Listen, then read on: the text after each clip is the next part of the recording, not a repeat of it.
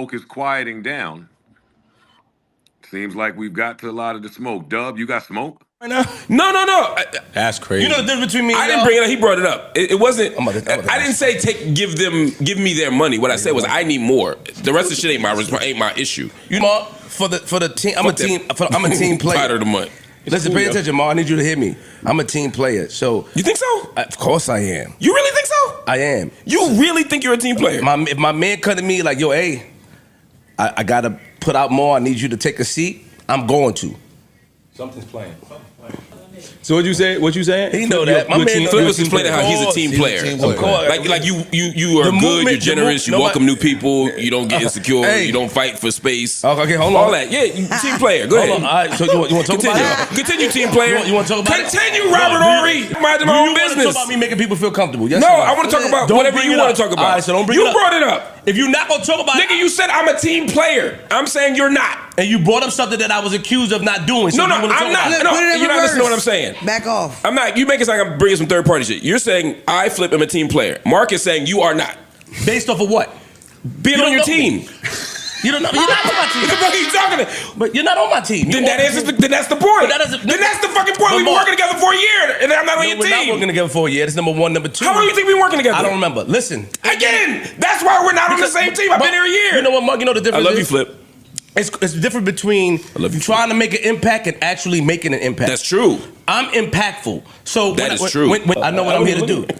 Because the impact is so great and my brothers accepted me, I'm willing to do whatever I have to do to make this empire grow. I'm a team player and I believe in myself. I believe in you too. And I know I got the support of my man if I need him.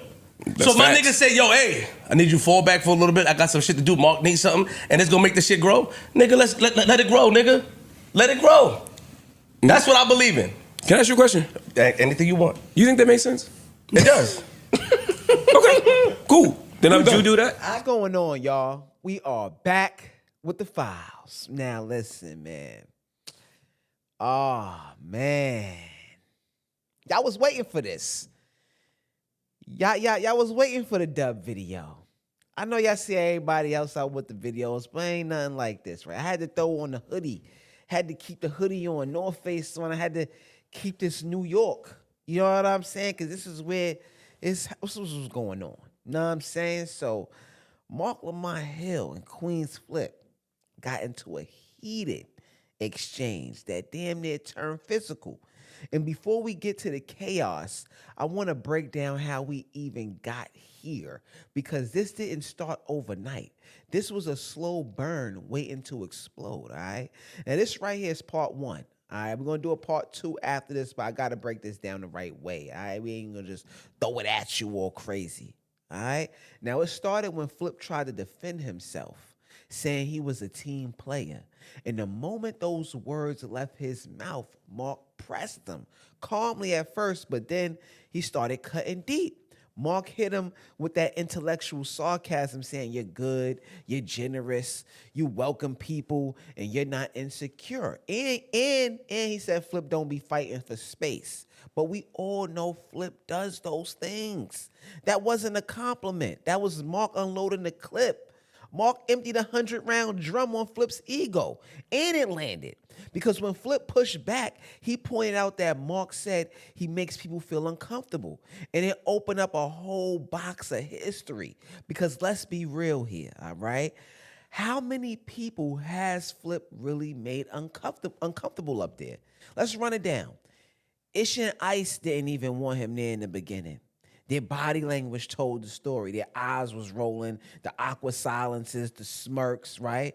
Then there's Melissa Ford. She was visibly uncomfortable around Flip. Mona, too. Even Imani almost fought Flip off camera.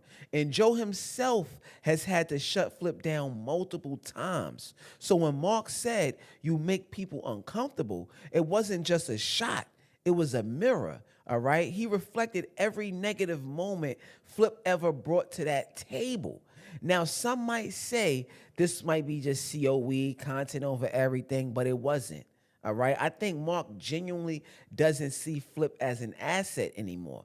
Marc doesn't think Flip brings intellectual balance or team chemistry to the podcast. You could hear it in Marc's tone when he said, "We've been working together for a year and you don't even realize we're on the same team." That's disappointment. Marc was disappointed. Marc was basically saying, you on the field, but you don't know the players. And he got a point there. Like, oh, what's up, homie? Come on, man. How you? I'm all right. What are you doing? Working. when Flip first joined the Joe Budden Network, he really tried to help Flip. He went on Flip's network, did crossover content, boosted visibility, always show love, feel me? But over time, that love faded. Why? Because this is what I think. Because Flip kept bringing real life business drama to the pod, crossing that line between entertainment and professionalism. Flip operates off of loyalty, not logic at times. And Marc doesn't respect that in business. For Marc, there's no my man Joe. There's no like, yo, you my man. There's no none of that. All right, when we talking about money and structure. And that's where things got blurry because Joe tries to protect both sides. But every time he smooths it out, Marc's patience is going to get thinner. You can see it in his face. It's like Marc is biting his tongue. Then Flip says something that made it worse, okay? He told Marc there's a difference between trying to make an impact and being impactful. Basically telling Marc you're trying too hard or it's not organic. And that one stung because Marc is intentional. He strategizes every moment on the mic. Flip's raw, street, and he's spontaneous, okay? Marc's academic and deliberate. It's like oil and water, all right? It don't mix sometimes. You feel me? It never mixes, actually. It never mixes. But then Flip went into that defensive rant. I felt like he was being a little defensive. He said, if Joe told me to sit down for a minute, I would. If he had to pay someone else, I'd fall back for the empire. And Marc hit him with that. I think it was a perfect checkmate, all right? He said, does that make sense? He asked Flip, does that make sense? Does it make sense for you to fall back if your man got to pay somebody else, all right? Because honestly, it didn't.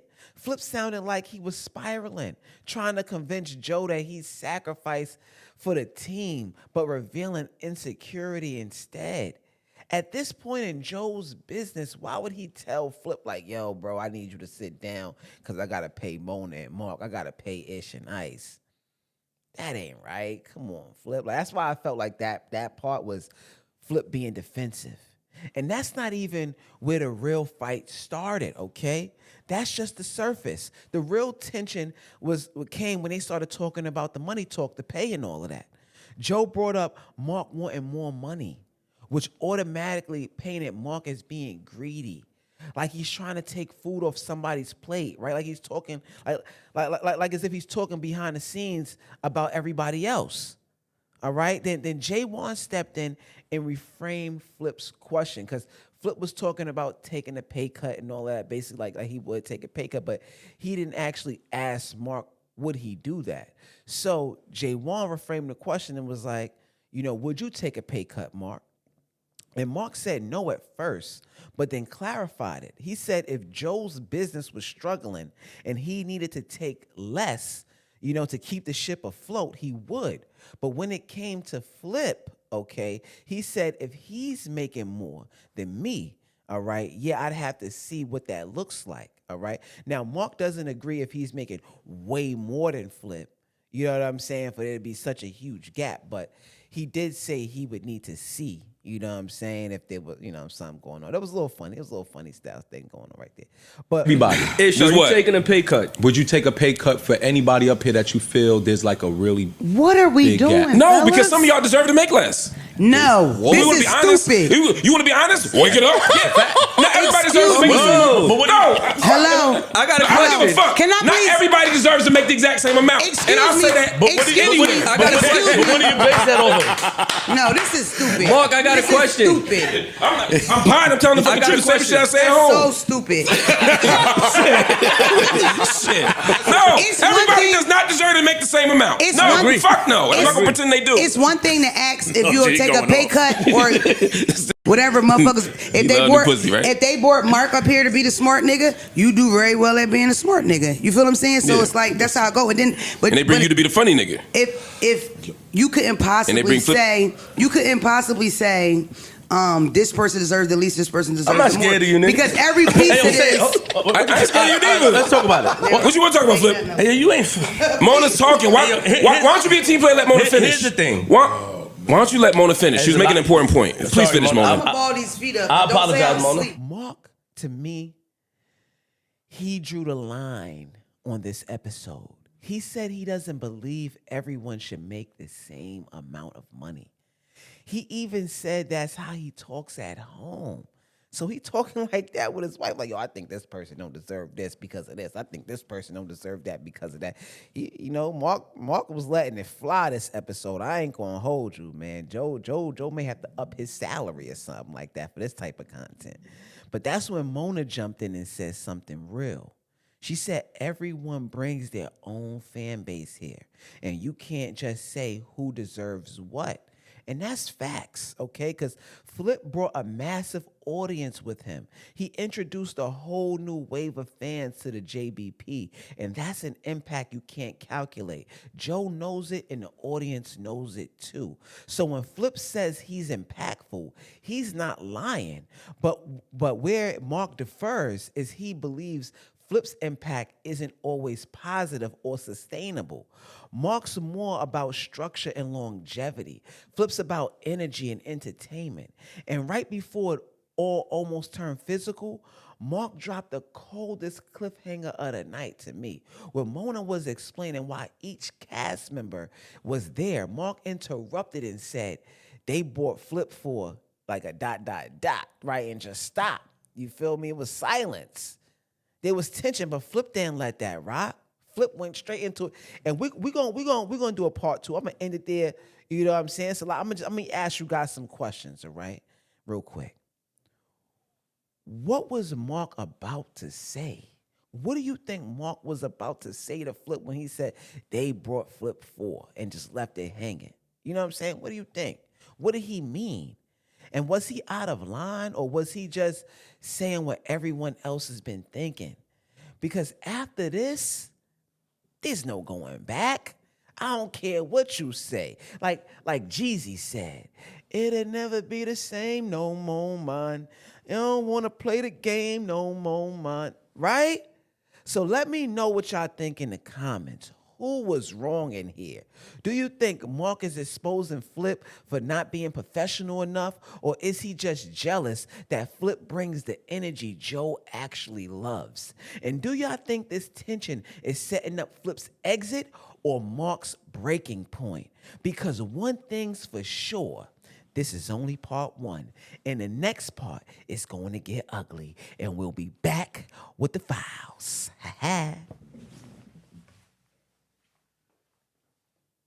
My guy Dub too. That's my man though. Gang. That's my man, Big Dub.